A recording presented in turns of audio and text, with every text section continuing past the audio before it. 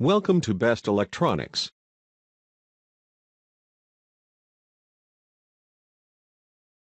Are you looking for a best soldering iron with some great feature? Watch the video and get some idea about this soldering iron. It is made of iron-plated tip and stainless steel, ensures the quality of the products and the properties of the stability and reliability. Adjustable temperature-controlled soldering irons, 200 to 450 degrees centigrade. There is a special thermostat circuit to control the temperature, and you can adjust the temperature according to your need by the knob wheel on the electronic soldering iron. This professional soldering tool is great for lead-free soldering semiconductors. It is no need soldering station, just plug and play, also it with soft grip and non-slip handle. It has high-quality long-lasting ceramic type heater. We use iron-plated tip and stainless steel construction. It can offer longer steel construction, offer longer life.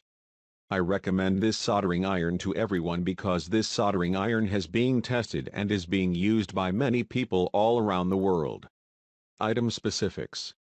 Output power, about 60 W.